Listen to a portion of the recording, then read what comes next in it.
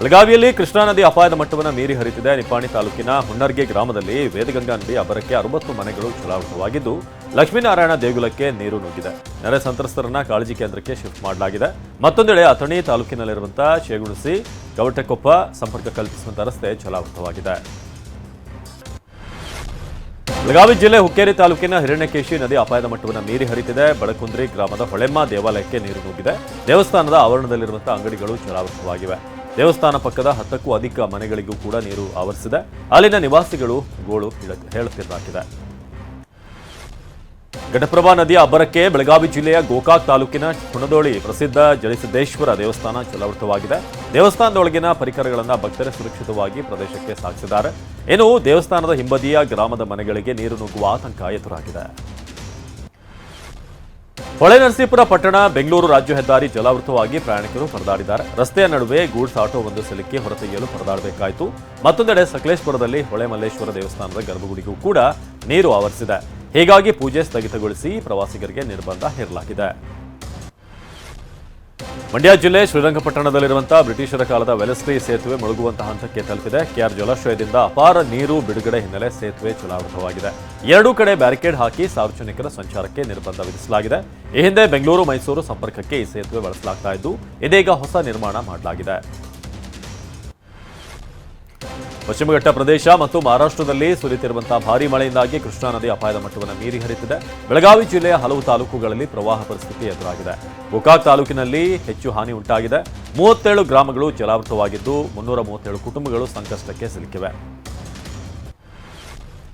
ಬೆಳಗಾವಿ ಜಿಲ್ಲೆ ನಿಪ್ಪಾಣಿ ತಾಲೂಕಿನಲ್ಲೂ ಕೂಡ ಪ್ರವಾಹ ಕಾಡ್ತಾ ಇದೆ. 197 ಕುಟುಂಬಗಳು ಅತಂತ್ರ ಸ್ಥಿತಿಗೆ ತಲುಪಿವೆ. 427 ಮಂದಿಗೆ ಕಾಳಜಿ ಕೇಂದ್ರದಲ್ಲಿ ಆಶ್ರಯ ಒದಗಿಸಲಾಗಿದೆ. ಮೂಡಲಗಿ ತಾಲೂಕಿನ ಪ್ರವಾಹದಿಂದಾಗಿ 82 ಕುಟುಂಬಗಳು ಬೀದಿಗೆ ಬಿದ್ದಿವೆ. ಹುಕ್ಕೇರಿ ತಾಲೂಕಿನ ನೆರೆಯಿಂದಾಗಿ ಸುಮಾರು 69 ಕುಟುಂಬಗಳು ಅತಂತ್ರವಾಗಿವೆ. ಧಾರವಾಡ ಸಂಕೇಶ್ವರ ಹೆದ್ದಾರಿಯಲ್ಲಿ ಲೋಳಸೂರ ಸೇತುವೆ ಅಕ್ಕಪಕ್ಕದ ಅಂಗಡಿ ಮುಂಗಟ್ಟು ಸಹ ಮುಳುಗಡೆಯಾಗಿದೆ. ಪೊಲೀಸರು ಬ್ಯಾರಿಕೇಡ್ ಹಾಕಿ ಸೇತುವೆ ಮೇಲೆ ಸಂಚಾರ ಬಂದ್ ಮಾಡಿದ್ದಾರೆ. ಈವರೆಗೂ ಬೆಳಗಾವಿ ಜಿಲ್ಲೆಯಲ್ಲಿ 41 ಸಂಪರ್ಕ ಸೇತುವೆ ಜಲಾವೃತವಾಗಿದ್ದು, ಲೋಳಸೂರ ಸೇತುವೆ ಮೇಲೆ ನೀರು ಹರಿಯುವಂತಹ ದೃಶ್ಯ ಡ್ರೋನ್ ಕ್ಯಾಮೆರಾದಲ್ಲಿ ಸೆರೆಯಾಗಿದೆ. ಬೆಳಗಾವಿ ಜಿಲ್ಲೆಯ ಮೂಡಲಗಿ ತಾಲೂಕಿನ ಪಟಗುಂಡಿ ಗ್ರಾಮದಲ್ಲಿ 30 ಮನೆಗಳು ಜಲಾವೃತವಾಗಿವೆ. ಘಟಪ್ರಭಾ ನೀರು ನುಗ್ಗಿ ಪ್ರವಾಹ ಉಂಟಾಗಿದೆ. ಪಟಗುಂಡಿ ಗ್ರಾಮದ ಜನ ಅಗತ್ಯ ಸಾಮಾನು ಸರಂಜಾಮುಗಳನ್ನು ತುಂಬಿಕೊಂಡು ಮನೆ ತೊರೆದಿದ್ದಾರೆ. ಮಹಾರಾಷ್ಟ್ರದ ಕೊಲ್ಹಾಪುರದಲ್ಲಿ ವರುಣದೇವ ಅಬ್ಬರಿಸಿ ಬೊಬ್ಬರಿದಿದ್ದಾನೆ. ಭಾರೀ ಮಳೆಯಿಂದಾಗಿ ವರುಣಾ ನದಿ ಉಕ್ಕಿ ಹರಿತಾ ಇದ್ದು, ದಡದಲ್ಲಿರುವ ಅನೇಕ ಊರುಗಳಿಗೆ ನದಿ ನೀರು ನುಗ್ಗಿದೆ. ಪ್ರವಾಹದಿಂದ ಈಗಾಗಲೇ ಹಲವು ವಿದ್ಯುತ್ ಕಂಬಗಳು ಕೂಡ ನದಿಯಲ್ಲಿ ಮುಳುಗಿ ಹೋಗಿದ್ದು, ವಿದ್ಯುತ್ ಸಂಪರ್ಕ ಕಡಿಮೆಗೊಂಡಿದೆ. ಮಹಾರಾಷ್ಟ್ರದಲ್ಲಿ ಸುರಿಯುತ್ತಿರುವ ಮಳೆ ಜನರ ಬದುಕನ್ನ ಮೂರಾಬಟ್ಟೆ ಮಾಡಿದೆ. ಕೊಲ್ಹಾಪುರದಲ್ಲಿ ಸುರಿದ ಮಳೆಯಿಂದಾಗಿ ಹಲವು ಪ್ರದೇಶಗಳು ಜಲಾವೃತವಾಗಿದ್ದು, ಜನ ಮನೆಯಲ್ಲಿ ಗೃಹ ಬಂಧನಕ್ಕೊಳಗಾಗಿದ್ದಾರೆ. ಪುಣೆ ಬೆಂಗಳೂರು ರಾಷ್ಟ್ರೀಯ ಹೆದ್ದಾರಿ 4ರ ಸರ್ವಿಸ್ ರಸ್ತೆಯಲ್ಲಿ ಎದೆ ಎತ್ತರಕ್ಕೆ ನೀರು ನಿಂತಿದ್ದು, ಜನ ಒಂದು ಸ್ಥಳದಿಂದ ಮತ್ತೊಂದು ಸ್ಥಳಕ್ಕೆ ತೆರಳಲು ಪರದಾಡ್ತಿದ್ದಾರೆ. ಉತ್ತರಾಖಂಡ್ನ ಋಷಿಕೇಶ್ನಲ್ಲಿ ಮಳೆ ಅವಾಂತರ ಸೃಷ್ಟಿಯಾಗಿದೆ. ನಿರಂತರವಾಗಿ ಸುರಿಯುತ್ತಿರುವಂತಹ ಮಳೆಯಿಂದಾಗಿ ಇಲ್ಲಿನ ಗಂಗಾ ನದಿ ಅಪಾಯದ ಮಟ್ಟವನ್ನು ಮೀರಿ ಹರಿತಾ ಇದೆ. ಗರ್ವಾಲ್ ವಿಭಾಗದ ಬೆಟ್ಟ ಪ್ರದೇಶದಲ್ಲಿ ಧಾರಾಕಾರ ಮಳೆಯಾಗ್ತಿರೋದ್ರಿಂದ ಗಂಗೆ ಮೈತುಂಬಿ ಹರಿತಿದ್ದು, ಪ್ರವಾಹದ ಆತಂಕ ಸೃಷ್ಟಿ ಮಾಡಿದ್ದಾಳೆ.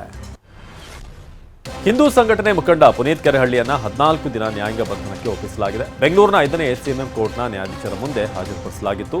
ವಿಚಾರಣೆ ನಡೆಸಿದ ಜಡ್ಜ್ ನ್ಯಾಯಾಂಗ ಬಂಧನಕ್ಕೆ ನೀಡಿ ಆದೇಶ ನೀಡಿದ್ದಾರೆ.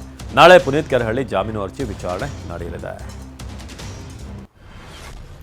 ಮುಜಾಫರ್ ನಗರದ ಶಿವಚೌಕ್ನಿಂದ ಹರಿಯಾಣ, ದೆಹಲಿ, ರಾಜಸ್ಥಾನ ಮತ್ತು ಉತ್ತರ ಪ್ರದೇಶದ ವಿವಿಧ ಜಿಲ್ಲೆಗಳಲ್ಲಿ ಕನ್ವಾರಿಯಾಗಳನ್ನು ಮುನ್ನಡೆಸಲಾಗ್ತಾ ಇದ್ದು, ಭಾರಿ ಭದ್ರತೆ ಕೈಗೊಳ್ಳಲಾಗಿದೆ. ರಾತ್ರಿ ವೇಳೆಯಲ್ಲಿ ಯಾತ್ರೆ ವೈಭವ ನೋಡುವುದಕ್ಕೆ ಅಪಾರ ಜನ ಬರ್ತಾರೆ. ಹೀಗಾಗಿ ದಾರಿಯುದ್ದಕ್ಕೂ ಕೂಡ 150ಕ್ಕೂ ಹೆಚ್ಚು ಸಿಸಿಟಿವಿ ಅಳವಡಿಸಲಾಗಿದ್ದು, ಕಂಟ್ರೋಲ್ ರೂಮ್ ನಿಗಾ ಇಡಲಾಗಿದೆ. ಯಾತ್ರಿಗಳಿಗೆ ಭದ್ರತೆಯನ್ನು ಹೆಚ್ಚಿಸಲು ಸೂಚಿಸಲಾಗಿದೆ.